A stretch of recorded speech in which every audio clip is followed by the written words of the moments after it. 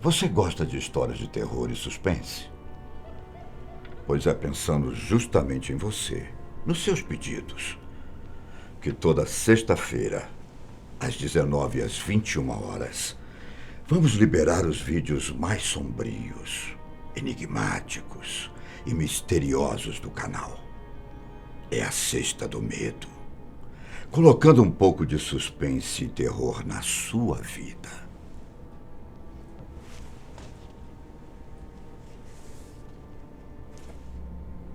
Isto está parecendo um poltergeist. Te dá medo? Isso te dá desespero ou angústia? Bom, isso te aflige? Então eu vou te contar um caso de poltergeist que aconteceu aqui no Brasil, exatamente no interior de São Paulo. E o pior de tudo é que essa história não tem um final feliz.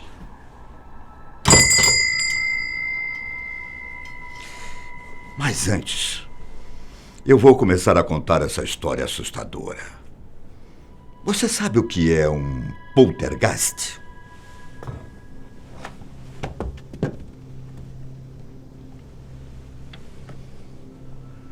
Dizem que é um fenômeno sobrenatural com esse nomezinho alemão. Seu significado? Espírito barulhento.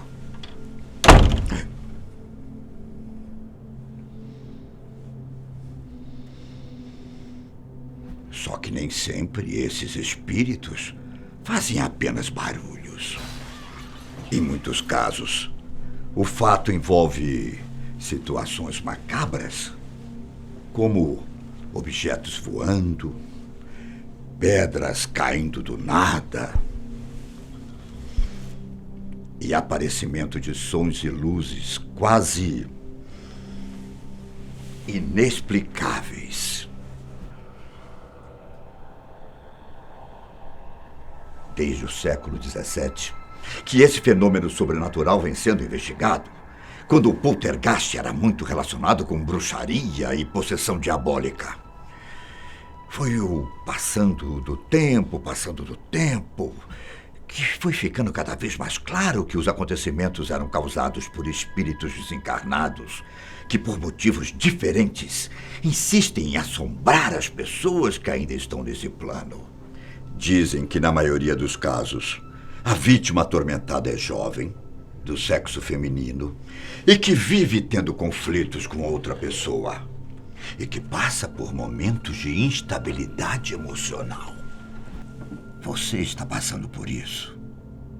Bom, eu espero que não. Ou será que está? Bom, vamos voltar ao nosso foco. Eu acho que deixei esse jornal aqui. Peraí. Aqui. Eu li ontem essa matéria. Como eu disse para vocês, tudo aconteceu no interior de São Paulo, mais especificamente na cidade de Jaboticabal. Era início da década de 1960, isso, quando coisas muito estranhas começaram a acontecer com uma família. Segundo contam, os eventos estranhos eram parte de uma vingança de um espírito contra uma vítima de apenas 11 anos de idade. Pois bem, imagina que um dia você está na sua casa e do nada tijolos começam a cair no seu quintal. Foi isso que aconteceu com a família Ferreira. Primeiro, os tijolos e pedras caíam com uma frequência baixa, o que fez a família pensar que eram crianças fazendo arte. Mas esses ataques começaram a ser cada vez mais constantes, o que fez a família Ferreira acreditar que havia um espírito maligno atormentando a casa. Foi quando, em dezembro de 1965, as coisas ficaram ainda mais sérias. Dessa vez, Os tijolos e pedras foram arremessados pelas portas e janelas. Foi um verdadeiro fuzilamento feito pelo espírito, quebrando vários objetos de valor da humilde casa dos Ferreira e machucando algumas pessoas da família.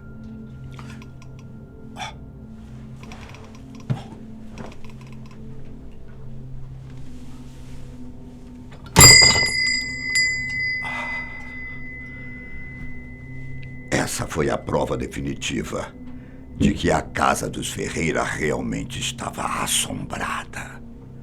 O medo começou a tomar conta de toda a família, até porque eles sabiam que suas vidas estavam em risco e que o espírito seria capaz de fazer coisas muito piores do que arremessar pedras. Depois de um tempo pensando no que fazer, eles decidiram que precisavam de ajuda divina para combater a entidade demoníaca. Foi aí que eles procuraram a ajuda de um padre da região e pediram para que ele fizesse um exorcismo.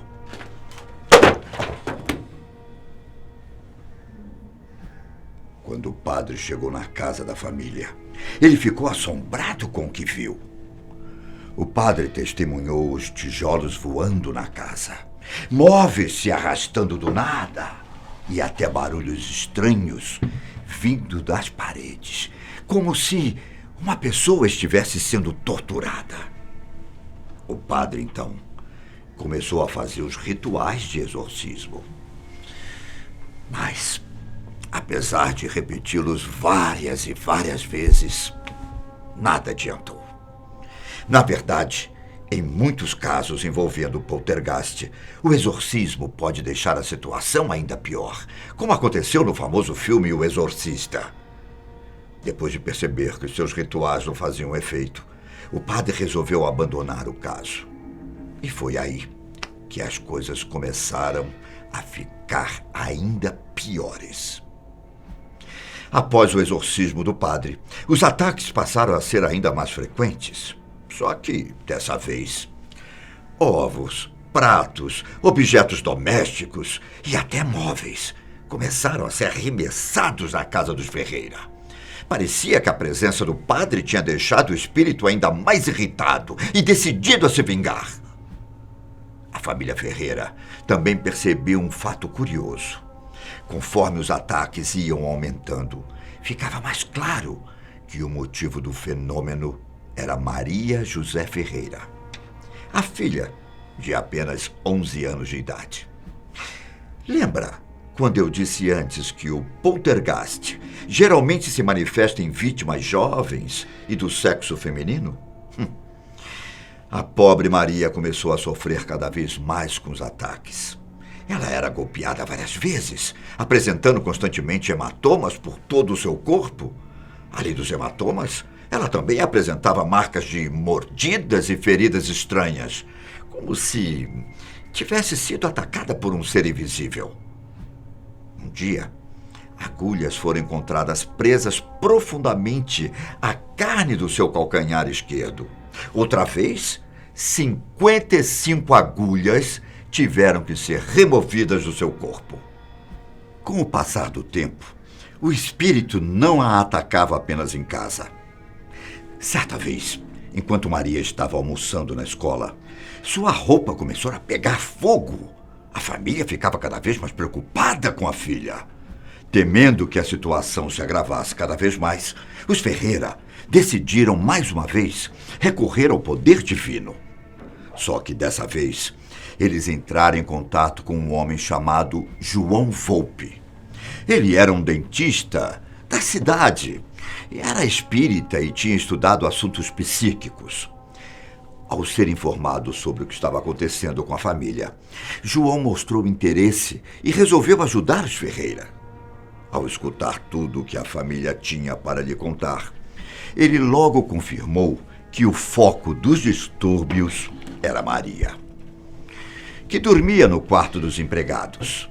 Só que, para alívio dos Ferreira, quem os perturbava não era um espírito demoníaco, mas um poltergeist. João Volpe Então começou a conversar com Maria, que contou a ele alguns segredinhos. Maria disse a ele que costumava ter muitos amigos, mas que só ela podia os ver. Esses amigos, que na verdade eram espíritos, fez João ter interesse em estudar Maria a fundo. Ele pediu autorização à família para levar Maria para sua casa, para que assim pudesse a monitorar. Seu pedido foi atendido. Mas mal sabia João o que estava por vir. Os primeiros dias de Maria na casa do dentista foram completamente normais. Nada aconteceu.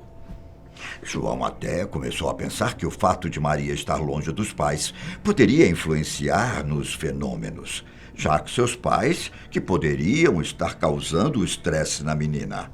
Mas depois de alguns dias de observação, várias pedras entraram pela janela da casa do dentista, deixando 3 de seus familiares feridos. Os ataques então se intensificaram. Em certo dia, João contou 312 pedras que tinham caído dentro de sua casa, desde que Maria chegou. O dentista resolveu que não daria conta de resolver o caso de Maria e indicou a ela que procurasse um médium renomado que morava no interior de Minas Gerais. Bom, reza a lenda que esse poderoso médium era o famoso Chico Xavier.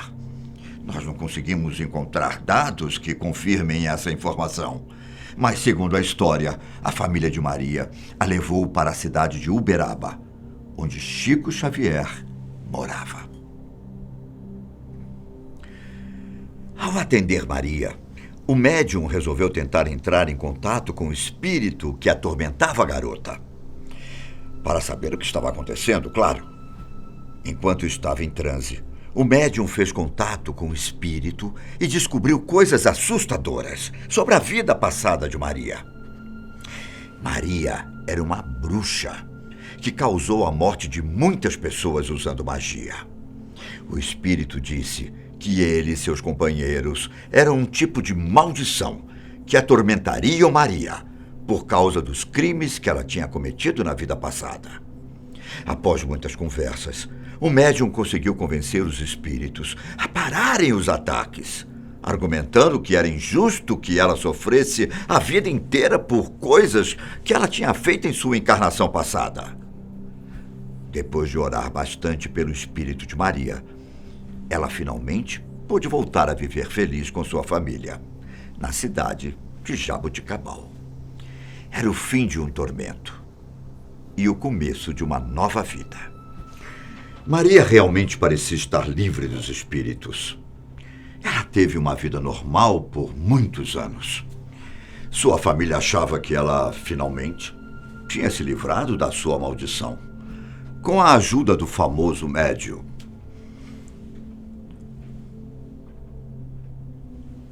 Mas, em certo dia, quando Maria estava com mais ou menos 15 anos de idade, ela foi encontrada morta. Ela morreu de intoxicação, colocando pesticida em seu refrigerante. Até hoje, permanece um mistério tudo que envolve a morte da garota. Alguns dizem que ela simplesmente se envenenou para acabar com o seu tormento. Outros dizem que o envenenamento pode ter sido obra dos espíritos. Talvez poucos de vocês tenham escutado sobre essa história. Existem diversas versões sobre o caso do poltergeist de Jaboticabal. Cada uma delas com detalhes diferentes.